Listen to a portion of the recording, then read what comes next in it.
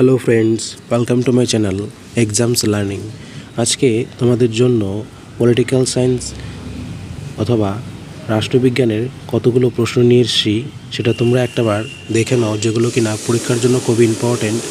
সামনে যে পরীক্ষা আসছে, ক্লার্কশিপ, পিএসসি ক্লার্কশিপ, তারপরে এনটিপিসি, তারপরে তোমার রেলওয়ে যে সমস্ত এএলপি বলো, টেকনিশিয়ানস বলো, সেই পরীক্ষার জন্য খুবই ইম্পর্ট্যান্ট। একটাবার প্রশ্নগুলো দেখে নাও, ঠিক আছে? দেখো, প্রথম প্রশ্ন কী আছে, সংবিধানের কোন অংশটি কেন্দ্রশাসিত অঞ্চলগুলির প্রশাসনের সাথে সম্পর্কিত?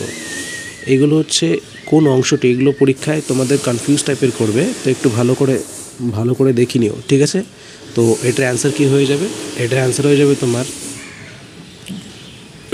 অ্যান্সার হয়ে যাবে অংশ 8, অর্থাৎ কোন অংশটির মধ্যে সেটা উল্লেখ করা আছে এই বিষয়টা, সেটাই জানতে চাইছে, ঠিক আছে? তো এটা কোন পার্টের মধ্যে হয়ে যাবে? সেটা হচ্ছে তোমার পার্ট হয়ে যাবে 8 নম্বর পার্ট, ওকে?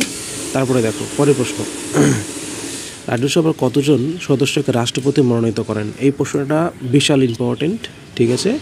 অনেকে হয়তো এর মধ্যে কনফিউজ হয়ে যাবে, যদি এখানে 10 থাকে, কোনো জায়গায় 10 থাকলো, কোনো জায়গায় 12 থাকলো, তোমাদের এখানে কনফিউজ হতে পারে। সুতরাং সেই জায়গাটায় এটা তোমরা 12টায় অ্যান্সার করবা, ঠিক আছে?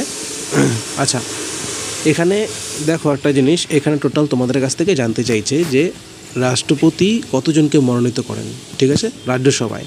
তো রাজ্যসভায় 12 জনকে করেন, ঠিক আছে? পরের প্রশ্ন দেখো, তো পরের প্রশ্ন কী আছে, যে এদের মধ্যে নিম্নোক্ত যে প্রশ্নগুলো আছে, তার অ্যান্সারগুলো আছে, তার মধ্যে কোনটা আইনসভা নেই, দ্বিকক্ষীয় আইনসভা? তো বলছে এর মধ্যে কোনটি ভারতীয় রাজ্যটির একটি দ্বিকক্ষীয় আইনসভা নেই? তো এটা অ্যান্সার কী হয়ে যাবে? এইটা অ্যান্সার হয়ে যাবে তামিলনাড়ু, ঠিক আছে? অর্থাৎ এর মধ্যে যেমন আমরা রাজ্যসভা, তারপরে তোমার দেখো একটাবার প্রশ্নগুলো দেখে নাও ঠিক করে, আরবার দেখছি। দেখো এর মধ্যে কোনটি ভারতীয় রাজ্যটির, ঠিক আছে, নিম্নোক্ত অর্থাৎ যে অ্যান্সারগুলো দেওয়া আছে অপশনগুলো, তার মধ্যে কোনটা দ্বিকক্ষীয় আইনসভা নেই, সেটাই এখানে জানতে চাইছে। তো এটা কী হয়ে যাবে? সেটা হয়ে যাবে তামিলনাড়ু, ঠিক আছে? তারপরে দেখো পরের প্রশ্ন, বিধানসভার সদস্য বিধানসভার সদস্য বলা হয় বিধায়ক, ঠিক আছে? সেই বিধায়কের সংখ্যা নিরিখে ভারতের ক্ষুদ্রতম বিধানসভা কোনটি, ঠিক আছে? তো সেটা হয়ে যাবে কি? সেটা হয়ে যাবে তোমার অ্যান্সার হয়ে পুদুচেরি বা পন্ডিচেরি, ঠিক আছে? এটা অ্যান্সার হয়ে যাবে পুদুচেরি, ওকে?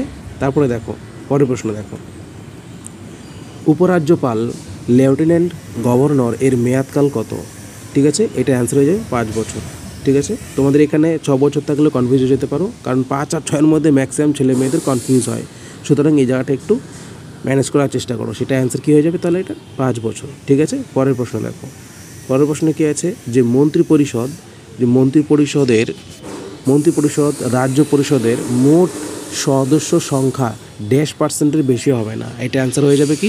15%-এর বেশি হবে না, ঠিক আছে? এটা পরীক্ষার জন্য একটু খুবই গুরুত্বপূর্ণ, দেখে যেও ভালো করে, ঠিক আছে? পরের প্রশ্ন দেখো, পরের প্রশ্নে কী আসছে, যে লোকসভায় কোন দুটি রাজ্যের উত্তরপ্রদেশ ছাড়া সর্বোচ্চ প্রতিনিধিত্ব রয়েছে? তো এটা কী হয়ে যাবে? এটা হয়ে যাবে মহারাষ্ট্র এবং পশ্চিমবঙ্গ, ঠিক আছে? এটা তোমাদের এখান থেকে এইটা উত্তরপ্রদেশে কতগুলো সিট রয়েছে তোমরা আমাকে এখানে কমেন্টে জানাও, ঠিক আছে?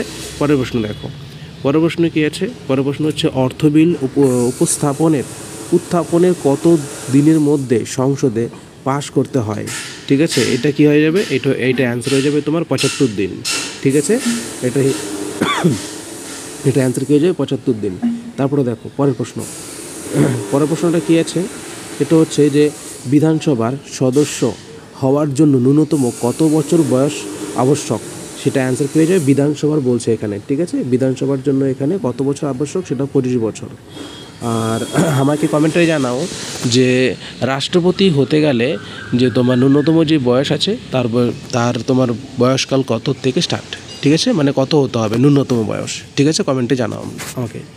তারপরে দেখো পরের প্রশ্ন, নিম্নলিখিতদের মধ্যে কার একটি রাজ্যের বিধানসভা ভেঙে দেওয়ার ক্ষমতা রয়েছে? এটা হচ্ছে কি? অর্থাৎ এখানে বলছে, দেখো রাজ্যের কিন্তু বলেছে, রাজ্যের বিধানসভা ভেঙে দেওয়ার ক্ষমতা আছে, এটা একমাত্র রাজ্যপালের রয়েছে, ঠিক আছে? তারপরে দেখো পরের প্রশ্ন, তারপরে দেখো যে সংবিধানের অংশ, যেটা অংশ তোমাদের অনেকে সমস্যা হতে পারে, তাই এটাকে পার্টও বলতে পারো এই জায়গাটায়। কারণ বাংলায় এখানে তোমার করা হয়েছে, সুতরাং এরকম করে ছাড়া উপায় নেই। যদি আমি সংবিধানের পার্ট বলি তাহলে তোমাদের বুঝতে অসুবিধা হবে, তাই আমি তোমাদের যখন পড়াচ্ছি তখন এটা দেখিনি এমন করে যে সংবিধানের পার্ট 9-এ নিচের কোনটির সাথে সম্পর্কিত। এই 9-এর জিনিসটা এটা পরীক্ষায় খুবই থাকে, ঠিক আছে। 9 পার্টটা ভালো করে দেখে যেও, হ্যাঁ। একবার চোখ বুলিয়ে গেলে হয়ে যাবে, তোমাদের মুখস্থ করার দরকার নেই, এগুলো জাস্ট চোখ বুলিয়ে যাও, তোমাদের ওখানে দেখবা মানে অপশন এলিমিনেট করে তোমরা আরামসে তোমরা অ্যান্সারগুলো করতে পারবে, ঠিক আছে। এটা কী যাবে, পৌরসভা, ঠিক আছে। এটা দেখো, এটা হয়ে যাবে কি, পৌরসভা, ঠিক আছে, মিউনিসিপ্যালিটি। আচ্ছা, তারপরে দেখো পরের প্রশ্ন, যে পশ্চিমবঙ্গের জেলা পরিষদের আইন, জেলা পরিষদ আইন কবে চালু হয়? এটা অ্যান্সার হয়ে যাবে কি, 1963 সাল, ঠিক আছে। জেলা পরিষদের আইন পশ্চিমবঙ্গে স্টার্ট হয়। তারপরে দেখো পরের প্রশ্ন, যে ভারতের কোন রাজ্য সর্বপ্রথম পঞ্চায়েতি রাজ ব্যবস্থা চালু হয়েছিল? ঠিক আছে, এটা হয়ে যাবে কি, এটা হয়ে যাবে রাজস্থান। পরের প্রশ্ন দেখো, আচ্ছা, যদি কোনো পঞ্চায়েত ভঙ্গ হয় তবে ড্যাশের মধ্যে নির্বাচন অনুষ্ঠিত হবে। তো এটা কি হয়ে যাবে, যে পঞ্চায়েত ভঙ্গ হওয়ার তারিখ থেকে 6 মাস। অর্থাৎ বলছে এখানে কি, যদি এখানে অনেক সময় দেখো যে পঞ্চায়েতের ওদের নিজস্ব কোনো গণ্ডগোল বা যদি কোনো এরকম চিট ফান্ডের কোনো একটা বিষয়ে পায়, মনে করো এটা জালিয়াতি করে এটা পাস করেছে, যদি এমন কিছু পেয়ে যায় তো ওদেরকে এখান থেকে ভেঙে দিতে পারে, বা অনেক সময় ওরা নিজেরা আপোষে কিছু একটা কাজ করে ওটা ভেঙে দেয় নিজেদের মধ্যে। তো সেই ভেঙে দেওয়ার পরে যে পরবর্তী যে লোকটা মানে যেই দলটা আসবে সেটা কি করা হয়, সেই দলটা তোমার ওই শাসনে বসবে, ওই জায়গাটায় আসতে চাইছে ভাঙা জায়গায়, তো সেক্ষেত্রে বলতে চাইছে যে ভেঙে দেওয়ার তারিখ থেকে 6 মাস পর্যন্ত এরা ওই জায়গাটায় দখল করতে পারে। 6 মাসের মধ্যে এটা করতে হবে অন্য দলকে বা অন্য কিছুকে এখানে আসতে গেলে, ঠিক আছে। তারপরে দেখো পৌর কর্পোরেশনের প্রধানকে, এটা হচ্ছে মেয়র, পৌর কর্পোরেশনের প্রধান হচ্ছে মেয়র। তারপরে প্রশ্ন দেখো, পরের প্রশ্নে কী আছে, যে পঞ্চায়েতকে কর ট্যাক্স আরোপের অনুমোদন কে দেয়? এটা হচ্ছে রাজ্য আইনসভা, ঠিক আছে। পরে দেখো পরের প্রশ্নটা, যে পৌরসভা সম্পর্কিত ধারা, ঠিক আছে, আর্টিকেল, ধারা মানে আর্টিকেল, এখানে 243V, ঠিক আছে, 243V এর অধীনে কি বর্ণনা করা হয়েছে? ঠিক আছে, এটা কি অ্যান্সার হয়ে যাবে? এটা অ্যান্সার হয়ে যাবে তোমার সদস্য পদের অযোগ্য পদ, ঠিক আছে, অযোগ্যতা, সদস্য পদের যে ডিসকোয়ালিফিকেশন বলো, ঠিক আছে, এটা হচ্ছে অযোগ্যতা বলে, ঠিক আছে, ডিসপিউট বলো, ঠিক আছে। তারপরে দেখো এখানে পরের প্রশ্ন, পশ্চিমবঙ্গের পঞ্চায়েত আইন কবে চালু হয়? পশ্চিমবঙ্গের পঞ্চায়েত আইন চালু হয় যেটা হচ্ছে 1973 সালে।